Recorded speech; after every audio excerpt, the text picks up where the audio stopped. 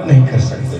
कथा का प्रसंग चल रहा था कि हमको पूजा अर्चना कैसे करना चाहिए। ठीक है, पिछले मंगलवार को हमने ये प्रसंग छोड़ा था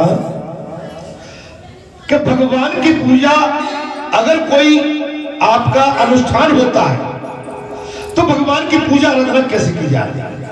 सबसे पहले मन की सफाई।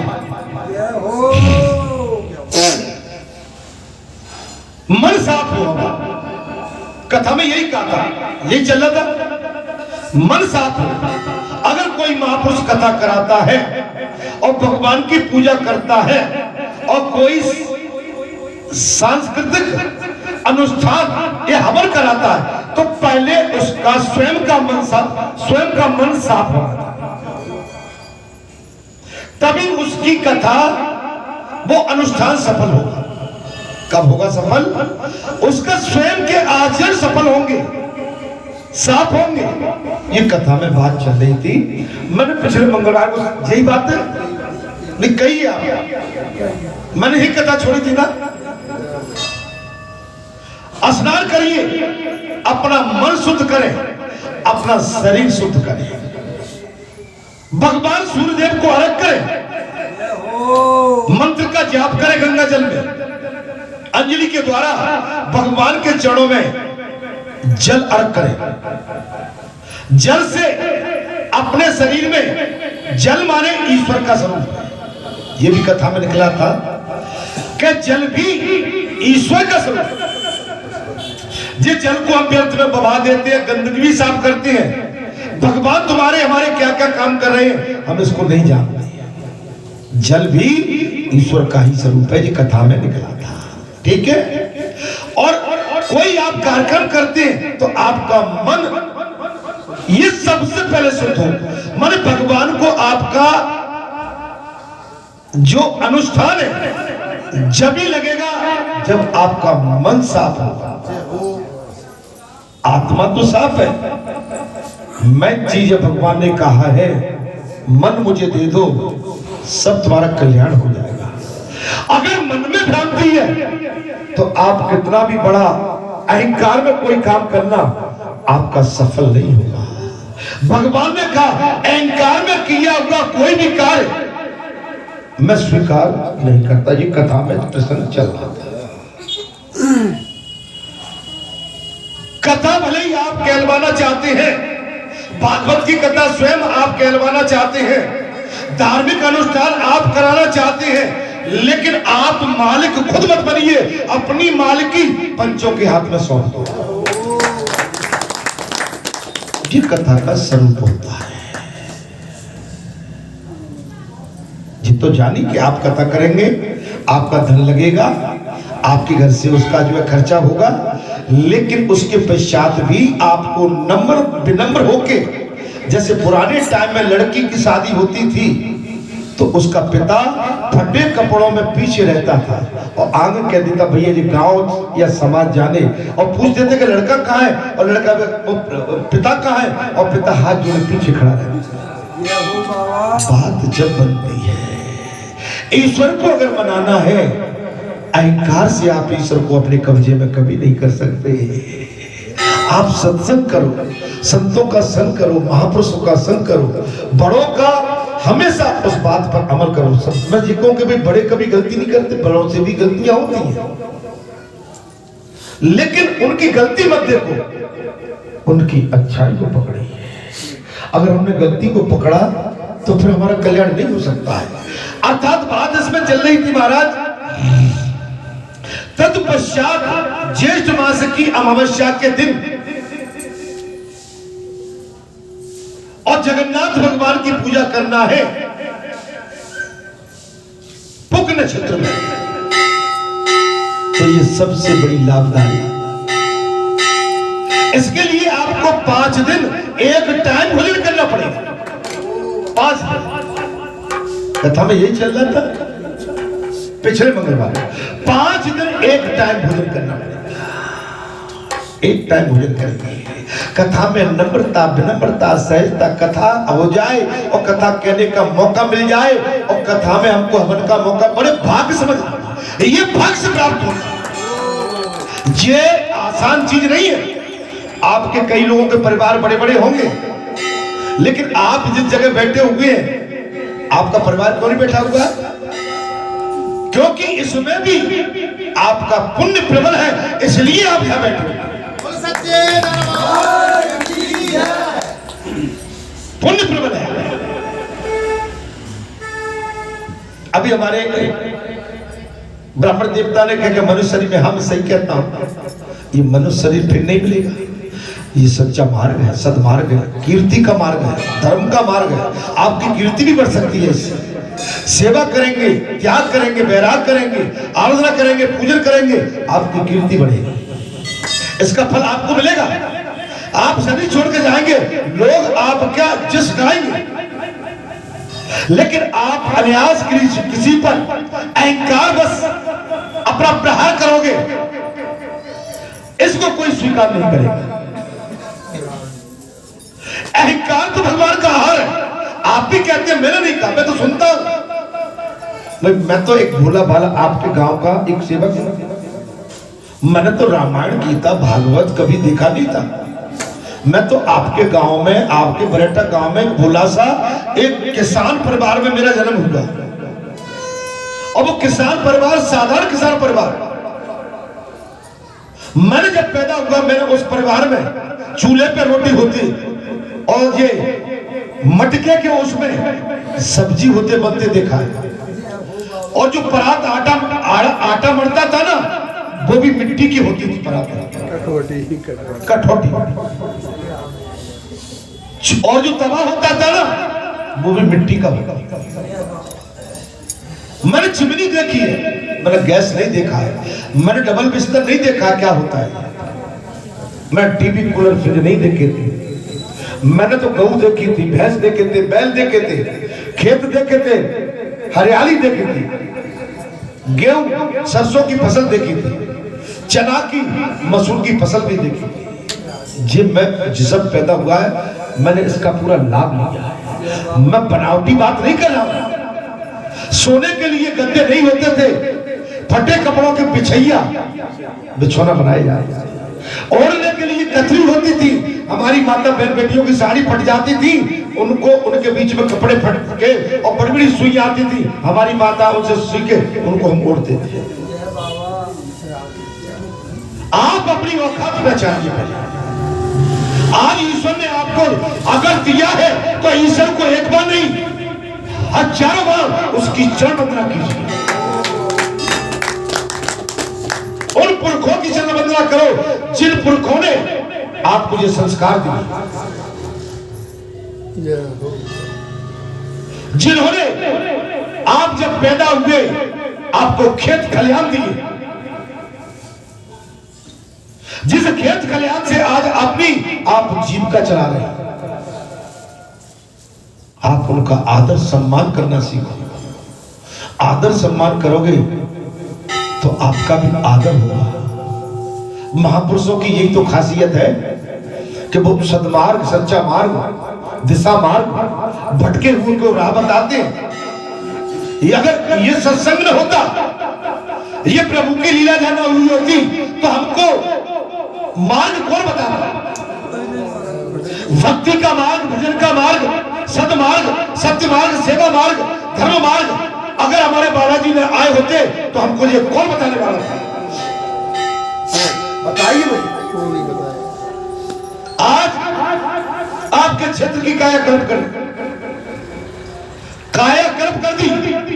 आज हजारों दुकानें लग रही हैं। दुकानदारों के 5-5 घर के अंदर सदस्य, उनका परिवार यहां से पल रहा है। दुनिया आपके पास, आपके क्षेत्र में, आपकी बस्ती में आपके पास आ रही है। उनके चरण बिंदु आपके क्षेत्र में जब पड़ते हैं धर्मात्माओं के, आपका क्षेत्र उनके चरण बिंदुओं से वैसे ही पवित्र हो जाता है। घर बैठे तिरस्कार मत करो कभी किसी का, अपमान मत करो कभी किसी का। अपमान से आपकी कोई प्रसन्नता नहीं होगी, प्रसन्नता नहीं होगी। अहंकार हमेशा विनाश की ओर ले जाता है। बड़ों का सम्मान, छोटों का सम्मान, ये पहले हमारा दायित्व बनता है। सभी का सम्मान करना, यही तो हमारी किताब, यही तो हमारा धर्म, यही तो हमारे राम, यही तो हमारे कृष्ण, यही तो हमारे महापुरुष, यही तो भक्त हमको, संत हमारे, यही तो हमको बताती है। अगर इसके पश्चात हम भटकते हैं तो मनुष्य नहीं रह जाते हैं। फिर पूजा के लिए सबसे पहले हमारा मन शुद्ध होना चाहिए। हमारा जो कुछ है हमारे पास ईश्वर का दिया हुआ है, हम इसको ऊपर से लेके नहीं आए थे, हमको परमात्मा ने सब यही दिया है। और जिस दिन जाएंगे उसको यही छोड़ के चले जाएंगे। अपना अभिमान मत करो।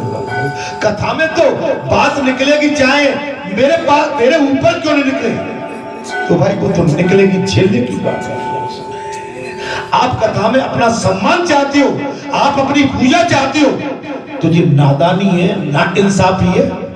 कथा में बैठ के आप कहो कि आपकी प्रशंसा हो, अगर आपने कई गलती की है मुझे पता नहीं है, लेकिन कथा में प्रसंग आ गया, अगर उस बात से आपको अरोस लगता है तो मैं कहता हूं कि आपकी ये नादानी, ये आपका अभिमान आपको कहीं ऐसा फंसा देगा कि आप बोलने लायक नहीं रहोगे। सच्चे दरबार की जय। ये बार बार रूठा राठी ये ठीक नहीं रहती है। आदमी को रूठने की आदत पड़ जाती है तो लोग उससे किनारा काटने लगते हैं। तुम्हें बोलते ऐसा ही कहां तक नहीं, इससे तुम्हारा सम्मान बढ़ेगा नहीं, आपका सम्मान घटेगा। आप अगर किसी की गाली भी सह जाओगे तो आप गाली सह के भी आपका सम्मान बढ़ जाएगा। आप अपमान को झेल जाओगे, अपमान को झेलने के बाद आपका और सम्मान बढ़ेगा। लेकिन आप सम्मान के लिए आते हो तो ये तो अभिमान है, अभिमान है। आप अपना धर्म, आप चापलूसी चाहते हो, तो हनुमान जी के पास चापलूसी तो है ही नहीं। बाबा हनुमान के पास चापलूसी नहीं है। बाबा हनुमान के पास तो जैसे प्याज के छिलके को छीला जाता है, वैसे बाबा हनुमान छील के रख देता है। अगर आप अपने संसारी छिलका उतरवाने चाहते हो तो कथा सुन लीजिए मेरे भाई।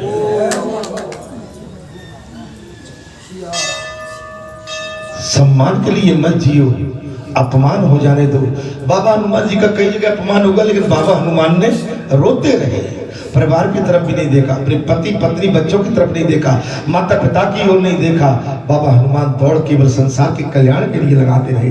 अपने परिवार में इतना, उनके परिवार में दुखी थे, उनके माता पिता को कैचअप कर लिया, राक्षसों ने खेल लिया, लेकिन माता पिता की परवाह न करके उन्होंने संसार की परवाह। भक्ति का मार्ग बहुत कठिन है, और जब भक्ति के मार्ग में जीव चल जाता है, बुढ़ापा आ जाए तो बुढ़ापा तो ऐसा है कि तुम इधर के रहोगे ना उधर के। अगर आपने जरा भी स्लिप कहीं हो गए तो आपके हाथ पैर या टांग कुछ न कुछ टूटेंगे, आपके अंदर फ्रैक्चर होना पक्का है। संसारी बुढ़ापा माने अगर आप फिसल गए तो आपके शरीर में फ्रैक्चर होगा।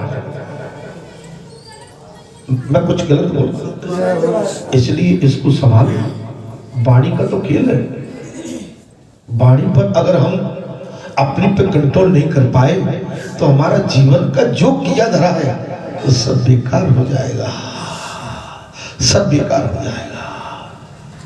सभी का समझ, पूजा का मतलब भी वही है। देखिए, आप स्नान से मेरे सब पापों को छुड़ा दिया, अपने सारे पाप, आपका मन शुद्ध है। पूजा जब तक आप करिए, आपने जो कहा कि नहीं भाई मैं अमुक जीव है, कौन फलाने जीव है, नहीं नहीं, बाबा ने इतना बड़ा यज्ञ करा दिया। आप जब पूरा समाज बैठा, पूरा क्षेत्र बैठा, बाबा अगुआ बन के कहीं गया हो तो ये क्षेत्र बता देते। बाबा पीछे पड़े, अलग पड़ा रहा, बाबा क्षेत्र को पूरा मौका दिया, गांव बस्ती को माने गांव बस्ती को तो संपूर्ण मौका दिया।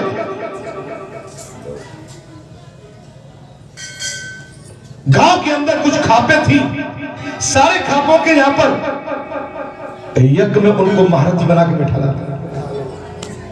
कुछ गलत बोल रहा हूं क्या मैं? अरे पहले किसी को देना सीखो, भगवान तुम्हारा कल्याण करेगा। भगवान बहुत दयालु है, भगवान से बड़ी चीज संसार में है नहीं। पहले भगवान को देना सीखिए।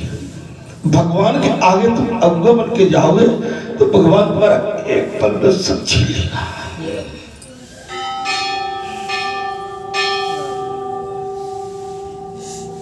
पहले देना सीखो भगवान को, भगवान को मन को।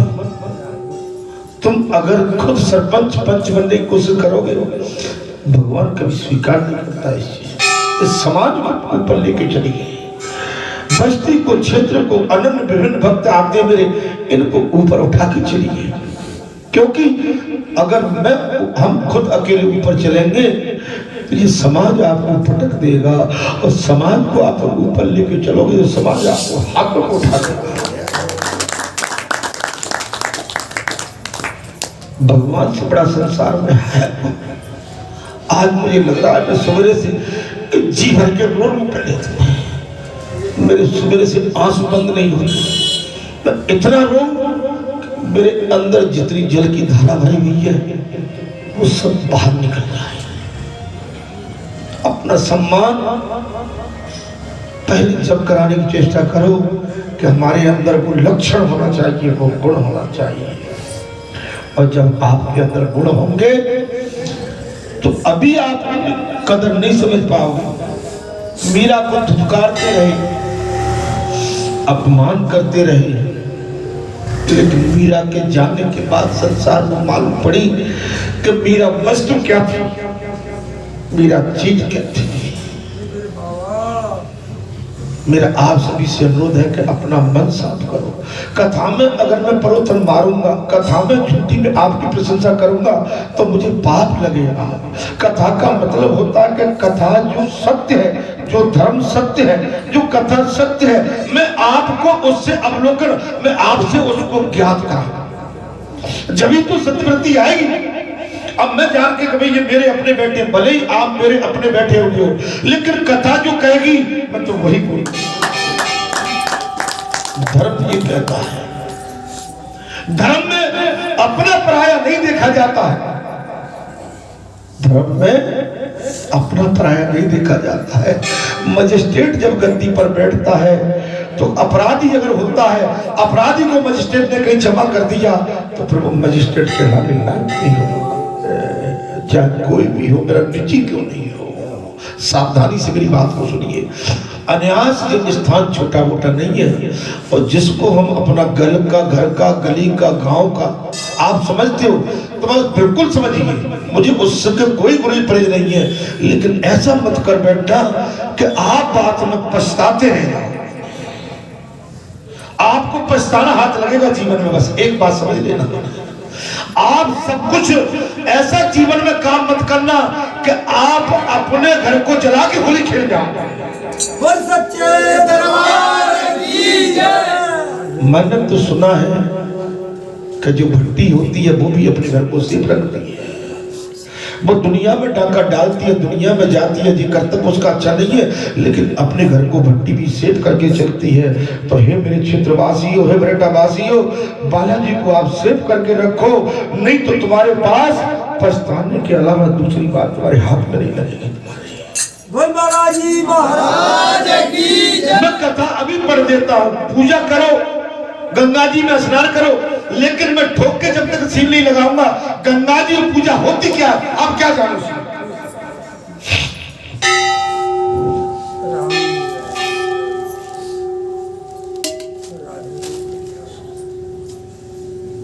भगवान पर भरोसा करिए, जो भी काम करते हैं हम। कथा का मतलब ये है, आज 20-22 साल से यह कथा चल रही है। भगवान ने आपको सब कुछ दे डाला है, आपके क्षेत्र को प्रेरणा कर दिया है। आपके क्षेत्र में कोई भी संकट आता है, आप, मैं कोई गद्दी पे बैठ के नहीं कह रहा हूँ, बाबा सारे संकटों को अपने झोली में डाल देते, सबको मुक्त कर देते। जाओ, सारी बुराई, संसार की बुराई बाबा अपनी झोली में डाल लेता है। अरे इसके बाद तो समझ जाओ कम से कम। अरे तुम्हें कोई बताने वाला भी नहीं होगा, तुम्हें कोई समझाने वाला नहीं होगा। तुम आपस में जैसे कौरव अंत में लड़ गए थे, समाज का विनाश कर बैठोगे। ओ बाबा बोल बालाजी महाराज की जय। आज तो क्षेत्र तुम्हारा बाबा की तरफ देखता, तुम क्षेत्र से बड़े तो नहीं हो। क्षेत्र में जो एक से एक दिशाधारी है, वो भी बाबा की बात को काट नहीं सकते कभी। वो भी बाबा से मार्गदर्शन लेने आते, वो भी बाबा के पास आके पूछते हैं कि हमको ये करना है, हम इसको कैसे निकालें काम।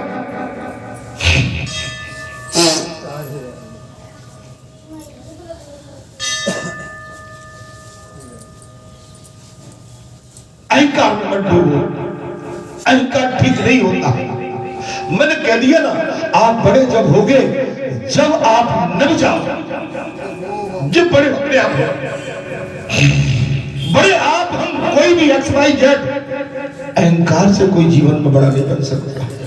नोट कर लेना, रावण के पास क्या कमी थी, जाके घर आज दिया बाती भी नहीं है। मैं ये तो नहीं कहता भगवान किसी का नुकसान न हो, मैं ऐसी कोई चीज नहीं करूंगा। आज मुझे जो ब्रह्मास्त्र मिला है, मैं तुमको वचन देता हूं कि ब्रह्मास्त्र को मैं कभी भी किसी के नुकसान के लिए उपयोग नहीं करूंगा, कभी। उन्होंने किया है। सच्चे दरबार की जय। लेकिन भगवान सुन रहे हैं, देख रहे हैं। इस बात से आप सावधान हो जाइए। तत्पश्चात स्नान करें और जल के भीतर डुबकी लगाकर 3 बार आचमन मंत्र का जाप करें। मैंने कथा कर आप शुद्ध जब ही होगे जब भगवान के प्रति समर्पित होगे, अपने मन को शुद्ध करोगे।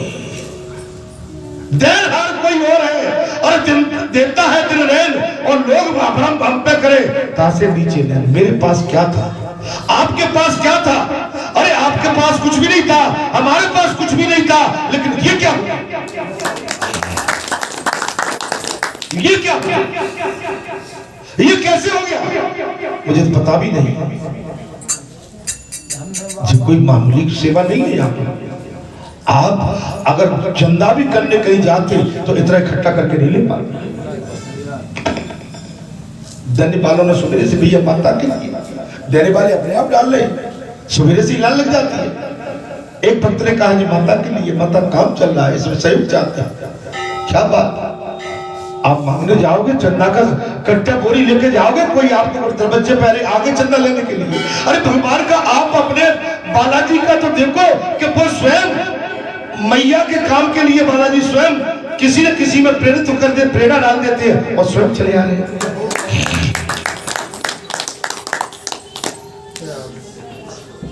उसके बाद पुनः तीर्थ की प्रार्थना करें। देखिए आप कथा करें, भागवत करें, सत्यनारायण की कथा करें, आपको भगवान से प्रार्थना करना पड़ेगी। अभिमान नहीं, जे नहीं, वो नहीं। आप पंचों पे छोड़ दो अपनी बात कि पंचों जे तुम जानो तुम्हारा काम करना। आपका कार्य हमेशा सबकी होगा। अगुआ बनने की कोशिश नहीं करूं मैं, इसलिए इतना बड़ा यज्ञ हुआ था। ये भगत, ये समाज, ये पूरा क्षेत्र जानता है। बाबा पकड़ तो मुझ जैसे अज्ञानी को लाए थे, मुझे तो पता भी नहीं था, लेकिन मुझे पता नहीं ये काम कैसे हो गया, कैसे हो गया। अश्वमेघ के अंग से प्रकट हुए सब पाप नाशक तीर्थ, जितने भी तीर्थ हैं ये पाप नाशक है। आप आके कथा सुनिए, महापुरुषों का सत्संग करिए। अगर हम 5 बजे आके जहाँ आ रहे हैं, 4 बजे मंगलवार को हम आप, तो आप ये मत करिए कि हम यहाँ सैर करने आ रहे हैं। अरे आके तो देखो, आप वर्षों बीत गई, इस क्रम को वर्षों बीत गई। आप एक दिन का भी, एक दिन मंगलवार को आके देखो, उतने टाइम पर आके और यहाँ पर 2, 2:30, 3 बजे तक बैठ के देखो, फिर लगातार। मैं आपसे किसी पे उंगली नहीं उठा रहा, आना जाना सीखो। पहले आना जाना सीख जाओगे तो आपका कल्याण तो होना ही होना है ना। कल्याण पुत्र बेटा, देखो तुम बीच में कहीं गैप कर रहे हो, आना जाना लगातार करिए। अगर तुम वास्तव में मेरा आशीर्वाद चाहते हो तो लगातार आइए। आज मैं देख नहीं पा रहा हूँ। चलिए आपकी बात लग गई प्रभु, बस मेरी एक ही है कि भाई पंचो इस बेटी की गोद भर जाए, बस इतना मेरा तुमसे।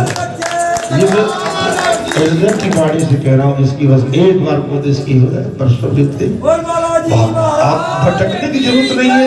और मैं जानता हूँ वैसे तो यहाँ कई गोद भर के गई है, ऐसा कोई बचा नहीं है बेटा। लगातार आप प्रभु आशीर्वाद, तुम्हारी सास ने तुम्हारी छाप लगा दी बेटा, मुझे पता नहीं है ना। बहुत बढ़िया, बहुत ही सुंदर, आते रहिए, बहुत सुंदर। मेरा ये कि समर्पित होना पड़ेगा। बगैर समर्पण भाव से आदमी का जीव का कल्याण कहीं से भी नहीं है। अर्थात तुम में स्नान करने से मेरे पाप नष्ट हो जाएगा। हे बड़ देवता, अब जल में हम स्नान करते हैं और क्या करें कि हे बड़ देव, तुम में स्नान करने से मेरे पाप हट हो जाए। भगवान है, भगवान को भगवान मानिए। सूर्य भगवान है, जो इस समय दिन है ना, जो ईश्वर का ही स्वरूप है। और जो सूर्य दिखता है वो स्वयं परमात्मा है, ईश्वर है। हम उसको सूर्य आसानी से कह देते हैं, सूर्य नारायण है, भगवान है। उनका आदर करो, उनका सम्मान करो। उनमें तेज कितना है, उनमें तपन कितनी है। उनके प्रकाश से हम अपनी आंखों से देख पाते हैं। रात्रि में जब रात्रि हो जाती है तो रात्रि में हमारी आंखें भी प्रकाश छोड़ जाती हैं। जब दिन निकलता है तो भगवान का प्रकाश हमारी आंखों में आता है, तब हम देख पाते हैं ना। रात्रि में नहीं। इस प्रकार 3 बार कहकर 3 बार जल में गोता लगाए नरसिंहधारी भगवान विष्णु का स्मरण करें। भगवान का स्मरण करिए। स्नान ध्यान का मतलब है कि आप बराबर 3 बार परमात्मा ओम नमो नारायण भगवते वासुदेवाय नमः, हर हर महादेवाय नमः, श्री कृष्णाय नमः, रामाय नमः। आप जैसे भी आइए, हे वण देवताय नमः, ओम वण देवताय। हे वणदेव, हमारे शरीर में जो अंग रोग है, विकार है, हे वणदेव, हम आपके अंदर प्रवेश करके ये हमारे विकार साफ हो जाए। आप भगवान को भोग लगाते हैं, आप थाली पटक देंगे, पात्र पटक के चले आएंगे। जब तक भगवान से नहीं कहोगे प्रभु भोजन ग्रहण करें, जल पात्र रखा है, जल ग्रहण करें, भोजन ग्रहण करें प्रभु, बस बोलना पड़ेगा। बगैर बोले आप पंगत कहीं बैठती है तो बोलते भाई चढ़ाओ लक्ष्मी नारायण, ऐसा कुछ कहते हैं। जब तक नहीं कहोगे, जब तक पाएंगे नहीं। भगवान कोई साधारण वस्तु नहीं है, चलती फिरती वस्तु नहीं है। भगवान का जो संसार है, जो भगवान संसार के मालिक है, भगवान ही सर्वश्रेष्ठ है। हम तो निमित्त कुछ भी नहीं है, हम तो कहीं है नहीं। अर्थात देवताओं, ऋषियों और पितरों का विधि पूर्वक तर्पण करें, फिर पश्चिमा विमुख विराजमान भगवान नरसिंह के समीप जाएं और अर्थवेद के मंत्र से उनकी पूजा करें। भगवान की अर्थवेद पूजा करें। भगवान की बगैर पूजा का आपका कोई कार्य संपन्न नहीं हो सकता। आप कथा करवाते हैं, भागवत कथाते हैं, शास्त्री को बुलाते हैं, ब्राह्मण को बुलाते हैं, उसके माध्यम से हवनों की आहुति देते हैं ना। ओम नमः शिवाय, सब देवताएं ओम नमः शिवाय, यज्ञ देवताएं ओम नमः शिवाय। मारे आप जब तक आहुति नहीं देंगे तब तक भगवान ग्रहण नहीं करेंगे। ओम नमः शिवाय का मतलब है आप ओम हर हर महादेव करते रहिए, नमः स्वाहा आपके लिए।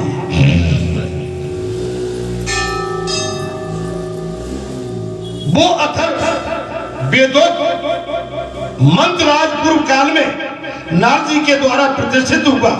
तत्पश्चात राजा इंद्रद्युम्न ने दीर्घ काल तक उस मंत्र की उपासना की।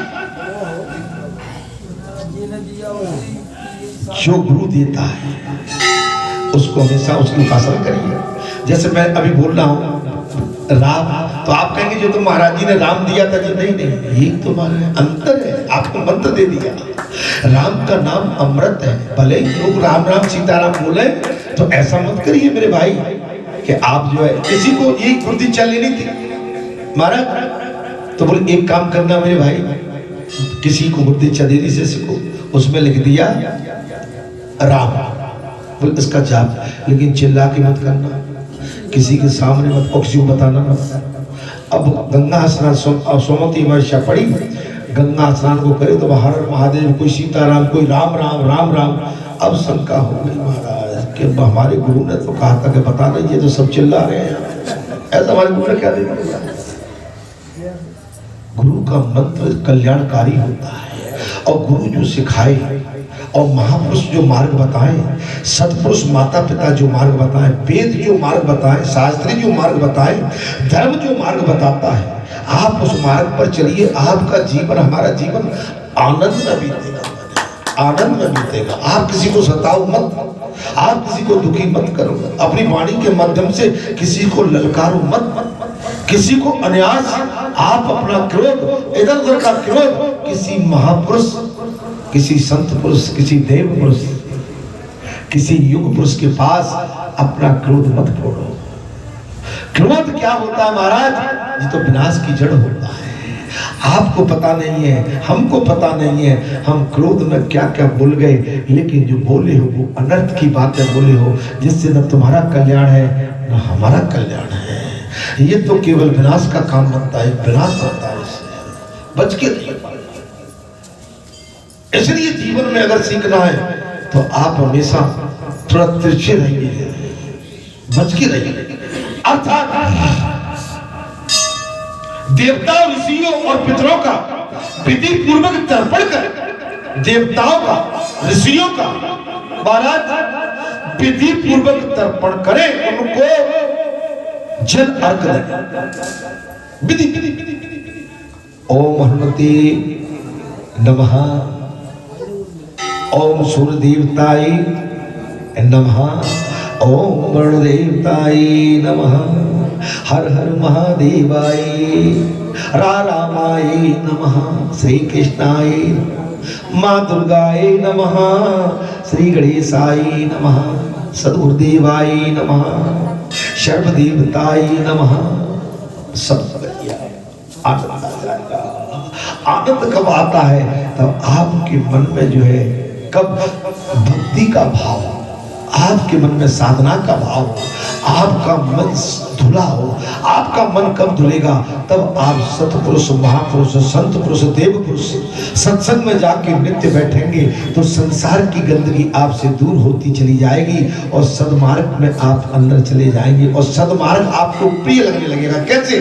जब एक लड़की जब तक अपने मायके में रहती है बगैर शादीशुदा, मायके में उसको फीका लगता है, और जब शादीशुदा होती है तो उसके बाद मायका फीका और ससुराल मीठी लगने लगती है। ये विधि का विधान है। आप भक्ति से प्यार करिए, भक्ति माने भगवान है, ईश्वर से प्रेम करिए। आप जितना भगवान से प्रेम करेंगे, आप संसार में रहोगे, आप केवल अपने गांव में रहोगे, खेत खलिहान में लगे रहोगे, नीदा गोड़ी में लगे रहोगे, घर के वातावरण में उलझे रहोगे, बेटा बेटियों के चक्कर में पड़े रहोगे, भाई बंधुओं के चक्कर में पड़े रहोगे, तो इससे उतर नहीं। इसमें तो ये तो भ्रमजाल है, आपको भ्रमित करके ये भ्रमजाल में फंस जाओगे, और आप हम भटक जाएंगे। यहाँ पर अपने पराये का भी हम फर्क नहीं समझ पाएंगे, अपने और पराये का फर्क नहीं समझ, क्योंकि भाई बंधु किसी को नहीं छोड़ते। भाई बंधु में आप कहीं भी चले जाओ, कोई किसी को नहीं छोड़ रहा है। लपेटा संसार का ऐसा है, कोई किसी को छोड़ने वाला नहीं। आप साक्षात, मैं तो कह रहा हूं, भगवान आ जाए तो एक बार को तो संसार में ऐसे भी लोग बैठे हैं, भगवान खड़ा हो जाएगा, वो भगवान को भी चैलेंज कर देंगे। कर ही रहे। रावण ने कह दिया तो क्या बिगाड़ सकता है तू हमारा? कंस ने कह दिया, अरे ग्वाला तेरा अंत आ गया, भगवान हंस जाता, लेकिन न तो कंस है न रावण है, आप भगवान से करिए प्रीति। आप हम बड़े भाग्यशाली हैं कि पता नहीं हमने आपने कौन से ऐसे पुण्य कार्य किए थे कि आज हमको प्रभु का ये धाम मिला है और जिसमें हम साक्षात नारायण की भक्ति का और उनका दर्शन करके अपने जीवन को धन्य कर पा रहे हैं। अर्थात सदगुरु कहते हैं फिर पश्चिमा विमुख विराजमान भगवान नरसिंह के समीप जाएं और अर्धदेव के मंत्रों से उनकी पूजा करें। वो अथर्ववेद दो मंत्र राज पूर्व काल में नारद जी के द्वारा प्रतिष्ठित हुआ। तत्पश्चात राजा इंद्रदमन ने दीर्घ काल तक उस मंत्र की उपासना की। भाई इंद्रदमन ने, जिसको आप जगन्नाथपुरी कहते हैं, उस मंदिर का निर्माण कराया था। कथा में तो ये भी बात निकल गई थी क्या मंदिर तो गिरते रहते हैं, संभलते रहते हैं, लेकिन मंदिर पर जो पहली शक्ति आती है वो सदैव विराजमान है। आज बालाजी धाम है जी आपका। जब 100-150 वर्ष हो जाएंगे इसकी सीमेंट गलेगी, इसकी ईंट भी गलने लगेंगी, पुनः जीव उद्धार होगा। कोई महापुण्य आत्मा आएगी, अब इसको पत्थर की बनाएगी या शिला की बनाएगी, ये तो लीला पूरी हो जाने, ये तो शक्ति आ गई। ये जो अंदर विराजमान मूर्ति है इनका विलोप कभी नहीं होगी, जी अमर है, ये सदैव रहेगा, ये सदैव। नरसिंहकार भगवान की उपासना के लिए उसके समान दूसरा मंत्र नहीं है। उसके उच्चारण मंत्र से भगवान नरसिंह प्रकट और प्रसन्न हो गया। हे राजन, ब्रह्मा जी ने इस मंत्र से काष्ठ विग्रहधारी जगदीश जी की भी स्थापना कर दी। काष्ठ में भगवान को प्रकट कर दिया, अर्थात ब्रह्मा जी पूर्वोक्त उपचारों से तथा लाल जवा पुष्प और अन्य न्याय सुगंधित पुष्पों से भगवान नरसिंह की पूजा करें। देखिए पूजा तो करना पड़ेगा। आप कथा भागवत कुछ भी कहते हैं तो उसमें ये नहीं कि मेहमानों के चक्कर में पड़े। मेहमानों के लिए बहुत बड़ी टीम है तुम्हारी, वो संभालेगा। लेकिन जिस समय हवन आहुति हो रहा है, भगवान की चरणवंदना हो रही है, भगवान की आरती हो रही है, उस समय भगवान के प्रति समर्पित भाव होना चाहिए। उस समय नजर ये नहीं कि कक्का बैठ गए, काकी बैठ गई, दादा बैठ गए, भैया बैठ गए, मामा आ गए, फूफा आ गए। इस समय तो केवल एक दृष्टि होना चाहिए कि सबसे बड़े फूफा और सबसे बड़े महात्मा केवल भगवान बैठे।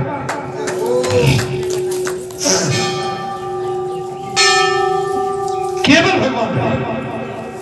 अर्जुन की तरह लक्ष्य, अर्जुन की तरह हमारा लक्ष्य, हमारा लक्ष्य अर्जुन की तरह है आपका विजय पथ, जिस पर स्वयं हनुमान जी विराजमान हो जाएंगे। और हनुमान जी जिसके रथ पर सवार हो गए उसका तो विजय भव होना ही।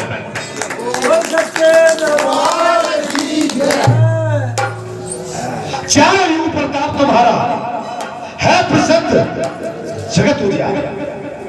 आपकी एक युग की तो बात हनुमान जी कौन करे। आप चारों युगों में छाए हुए। अपनी प्रशंसा हनुमान जी नहीं सुनते, केवल धर्म और कर्म करते हैं। हम यहाँ पर सेवा के लिए आते हैं, कथा सुनने के लिए आते हैं। कोई भी बड़े माने जिजवा, कोई बड़े महापुरुष बन के आते हैं तो ये नहीं कि लोग हमको देखें हम उनको, नहीं। आप बैठ रहे कथा में समानता का भाव। कथा का मतलब है राजा और रंक एक हाथ पर बैठे। कथा का मतलब ही पूर्वोक्त उपचारों से तथा लाल जवा पुष्प और अन्य न्याय सुगंधित पुष्पों से भगवान नरसिंह की पूजा करें। हमारे अंदर भगवान को, जैसे हम अपने लड़के बच्चों की शादी में अगणित संपत्ति खत्म कर डालते, लेकिन भगवान के लिए हम जी चुराते, कम से कम खर्च, इतना नहीं, इतना ही कर लो। इतना नहीं, अरे तुम्हारे संबंध कहां कहां है, तुम्हारे पास नौता कहां कहां से आता है, आज तुम्हारे भगत जी कहां कहां जाते हैं, जहां जहां जाते हैं तुम अगर कुछ करोगे जा तो क्या उनको नौता नहीं मिलोगे?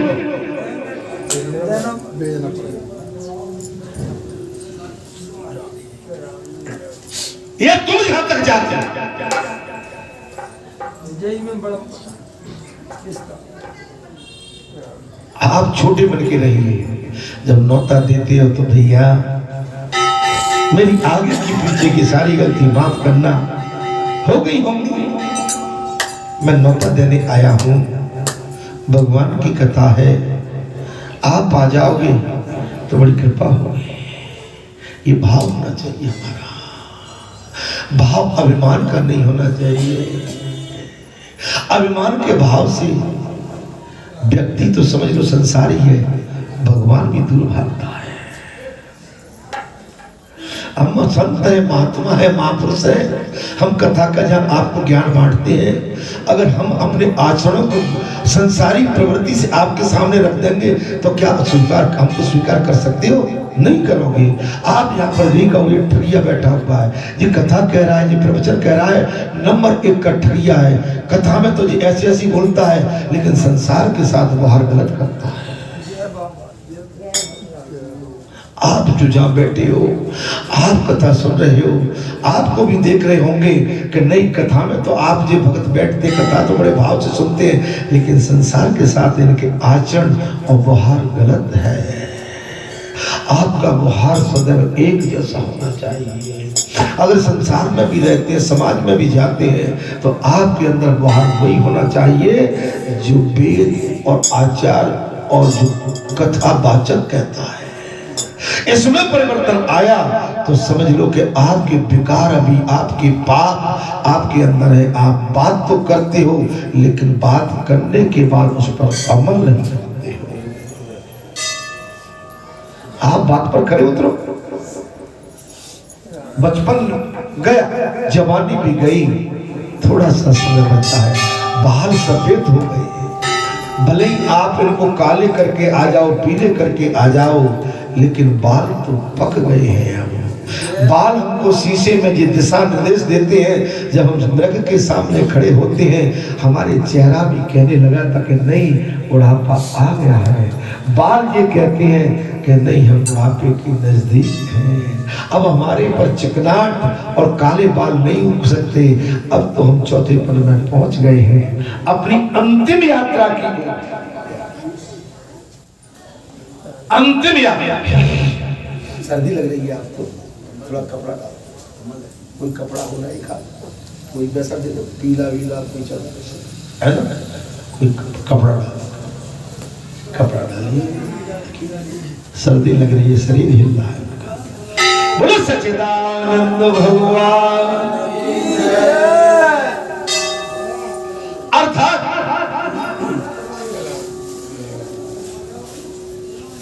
मिश्री और गाय का घी मिलाकर दुगंध तैयार की हुई खीर और घी में पकाकर बनाए हुए खांड और कपूर युक्त मोदक, महाराज इससे भगवान का अर्थात फिर पूर्णिमा को प्रातः काल पूर्वोक्त विधि से तीर्थराज के जल में स्नान करके शुद्ध आहार सेवन तथा इंद्रियों का संगम करते हुए मनुष्य भगवती प्रीति के लिए 5 दिनों तक केवल एक समय भोजन करे। एक समय अर्थात तत्पश्चात मंदिर में प्रवेश करके मंच पर विराजमान पुरुषोत्तम श्री कृष्ण, बल्लभगढ़, बलभद्र और सुभद्रा जी का दर्शन करके मनुष्य पाप से मुक्त हो जाता है। हे मुनिवर, जो श्रेष्ठ, जो ज्येष्ठ की अमावस्या को समर्थ भाव से सुगंधित जल के द्वारा स्नान कराए जाए हुए श्री हरि का दर्शन करता है, उसके तन मन में पाप का संपर्क भी नहीं होगा, उससे पाप दूर जाता। चतुर्थी को तृण अथवा काष्ठ का सुदृढ़ एवं सुंदर मंच बनाकर हरी हरी घास वाले भूमि पर स्थापित करो और उसके ऊपर सुंदर चांदोत्तव उसी पीली बलि भांति सजा दे, नाना प्रकार के माला बनाकर बनवाएं। इस प्रकार स्थापित करके भगवान को दक्षिण भाग में कुएं से जल निकालकर कलश में भरकर साहित्य विधियों द्वारा और साला के भीतर रखें। फिर उस कलश में पावमा ऋचा के द्वारा सुवासित जल से भरें। ये कर्म चतुर्दशी की आधी रात में करने पर बताया गया। तदंतर धीरे धीरे भगवान बलभद्र और श्री कृष्ण को राजा से सम्मानित ब्राह्मण क्षत्रिय एवं वैश्य ले जाएं। चमक और ताड़ के पंखों से उनका निरंतर हवा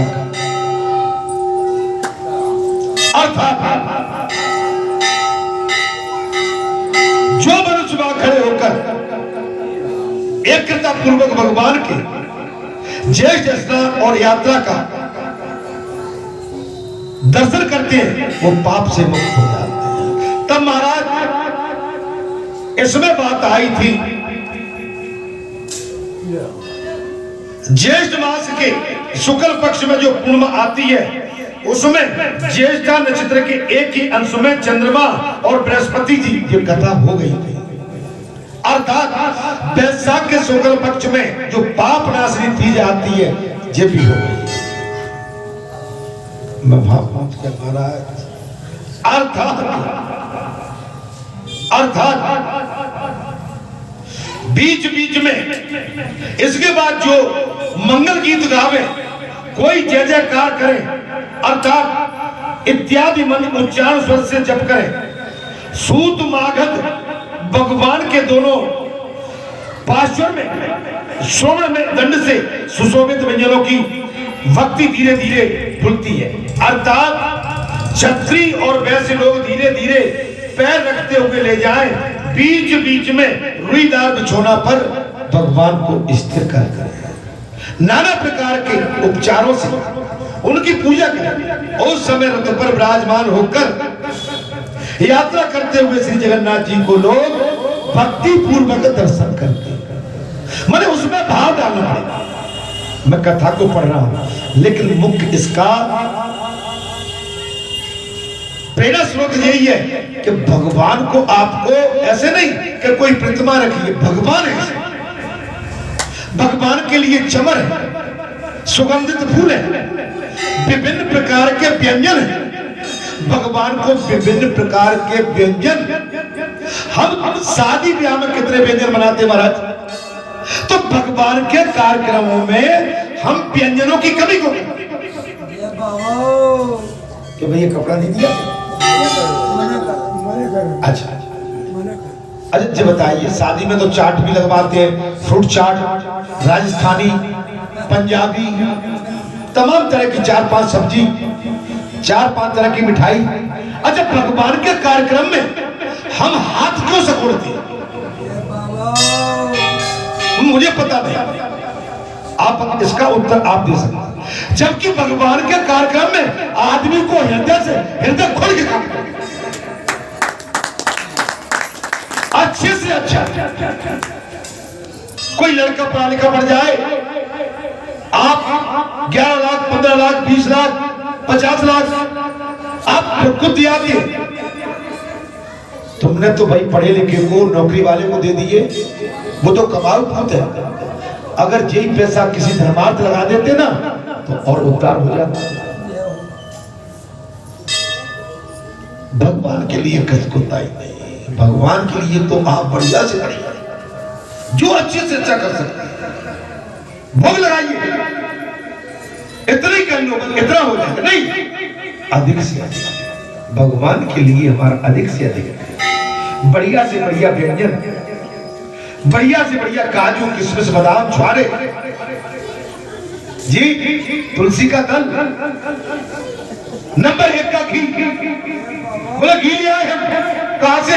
मैं सुनता हूं ये सामने बताते हैं 2000 की टिन घी आ रही है, मैं सुनता रहता। 2000 में कोई 15 किलो घी आ रहा है क्या? मैं सुनता हूं दुकानदार कह रहे हैं कि मुरैने से 2000 में 3000 में टीन ले लो, वो टीन ले लो। अरे क्यों जबरदस्ती भगवान को बनाते हो? उसमें मुश्किल से 1 किलो घी होगा, बाकी तो कुछ और ही भरा हुआ है। 1 किलो ना हमारा, ठीक है, आप बनो मत भगवान के लिए। खोल दो जे परम, जे समय, जे दिन, जे क्षण, जे त्याग, जे वैराग, जे पूजा, जे अर्चना, जे हवन, जे आहुति, ये संतों की टोली, भक्तों की टोली, पंचों की टोली, महापुरुषों की टोली, दिव्य पुरुषों की टोली, ये आएगी नहीं। अरे बाप रे, भाग से रहो कि जे आ गए, घर बैठे बैठे आ गए, अपने भाग से रहो। ये तुमसे लेने नहीं आए, ये तुम्हें देने आए। ये तुमसे लेने नहीं आए, देने आए। क्या देने आए? आशीर्वाद देने आए।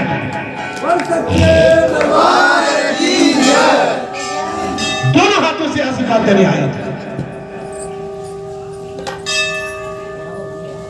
तुम्हारे पास था क्या? दिया तुम्हें इन्हीं के आशीर्वाद से मिला, अपने माता पिता के भाग्य से मिला।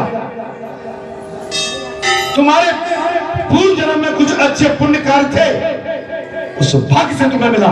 यही हमको दिशा देता है कि अब कुछ अच्छा कर जाओ, इससे भी अच्छा मिल जाएगा।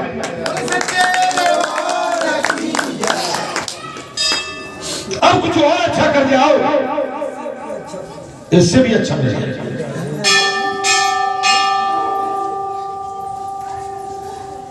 बड़े भाग्य मानुष तन पाओ, बड़े भाग्य से ये मनुष्य का शरीर मिला, ये बहुत मूल्यवान है। इसकी मूल्य इतनी है कि इसके सामने संपत्ति भी फीकी, संपत्ति भी फीकी है। ये मणि है, अगर इससे सत्कर्म करोगे, धर्म कर्म करोगे, तो ध्रुव और प्रहलाद और मीरा की तरह अमर हो जाओगे। दुनिया तुम्हारी गुणगाथा गाएगी, भक्तों की टोली में तुम्हारा सम्मान के साथ नाम लिया जाएगा, सम्मान के साथ भगवान की कथा में आपका नाम लिया जाएगा। अर्थात महाराज भांति भांति के अगणित जीव से पाप हो जाते हैं। इसमें जो दिया कथा, भांति भांति के पाप हो जाते हैं, हमें पता नहीं। हमारा मन कहीं गंदा हो गया, पाप हो गया। हमारी आंखों की दृष्टि कहीं गंदी जगह चली गई, पाप हो गया। भले ही हमने किसी को स्पर्श नहीं किया, छुआ नहीं, किसी की संपत्ति पे हमारी कुदृष्टि चली गई, पाप। भाई के प्रति द्वेष, समाज के प्रति द्वेष, भाई जैसी वस्तु अमूल्य, वो राम, वो लक्ष्मण, वो भरत, वो शत्रुघ्न। भगवान ने अवतार लेके भाई का नाता भी बताया कि भाई से प्रेम कैसे करना चाहिए। भाई को अपनी छाती से लगा के रखना। साईं अपने भ्रात को कबूल दिए त्याग, पलक दूर नहीं कीजिए, सदा रखिए पास, सदा रखिए पास, त्रास कबहू न दीजिए। सदा भगवान अपने भाइयों को अपने पास रखिए। गांठ मत बांधो किसी चीज की। गांठ बंध गई तो खटास आ जाएगी, खटास आ गई तो बस सब कुछ उलझ जाएगा। जो श्रेष्ठ पुरुष वहां नृत्य करते और गाते, उत्तम वैष्णवों के संसर्ग से मोक्ष प्राप्त करते हैं। जो श्रेष्ठ पुरुष यहाँ धाम करते हैं, मेरी माताएं धाम करती है, वो भगवान के वैकुंठ हो जाते हैं। भगवान के लिए जो उठ के गाते हैं, भगवान के लिए जो उठ के अपने कदमों पर थिरकते हैं, उनके लिए वैकुंठ खुल जाता है। बोल सच्चे दरबार की जय। आप शादी ब्याह में आपको कोई कितना भी खींचने की कोशिश करेगा, शादी ब्याह में खड़े नहीं होंगे। लेकिन भगवान की कथा में, भगवान के भजन में वो शक्ति होती है कि भगवान के प्रेमी भगवान के लिए नाचने लगते हैं, थिरकने लगते हैं। जो भगवान के नामों का कीर्तन करता है हुआ उस यात्रा में साथ साथ जाता है तथा गुंडिमा नगर को जाते हुए श्री कृष्ण की ओर देखकर भक्ति पूर्वक जय श्री कृष्ण, जय श्री कृष्ण, जय श्री कृष्ण का उच्चारण करता है। वो माता के गर्भ में निवास करने का दुख कभी नहीं पाता। जय श्री कृष्ण, जय श्री कृष्ण। सुदामा ने कहा जय श्री कृष्ण, कृष्ण कृष्ण कृष्ण कृष्ण, कृष्ण कृष्ण कृष्ण श्री कृष्ण। सुदामा हमेशा जी जाता। मीरा ने भगवान कृष्ण के श्याम चुंदरी ओढ़ी। आज भगवान श्री कृष्ण मीरा को साबुत निकल गए। ऐसा भक्त संसार में कोई नहीं हुआ। सबको कहीं न कहीं शरीर छोड़ना पड़ा। यूं तो ध्रुव हुए, लेकिन ध्रुव को भगवान ने उनका एक लोक बना के अपने पास रख लिया, साथ में रखा, लेकिन निकले नहीं। निकले तो केवल मीरा को। माने भक्तों में सर्वश्रेष्ठ मीरा का पद सबसे ऊंचा है। साफ कह दिया। शादी हो गई लेकिन मीरा भक्ति नहीं छोड़ती थी। ऐसी कथा चलती थी, मीरा पहुंच जाती थी भक्त मंडली में। और घर में क्या, जब ससुराल में पहुंच गई तो नंद दौरानी जेठानी सास सब ताने देने लगी। राणा सांगा, एक उनका देवर था सांगा महाराज, तो आ गया, तुम्हें शर्म नहीं लगती? भाभी श्री, हम राजघराने के हैं और तुम इन संतों के साथ बैठती हो, हमारे खानदान की तुमने नाक कटा दी।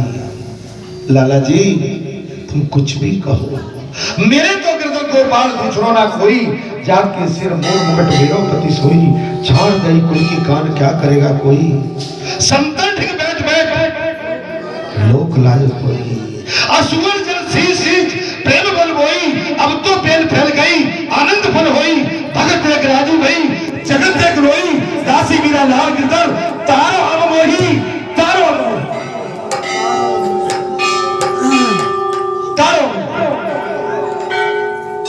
मैं तो भगवान हूं, मेरे पति, असली पति मेरे कृष्ण, मेरे श्याम है, मेरे मोहन है। ये तो नकली रिश्ता है, मुझे असली रिश्ता बनाना है।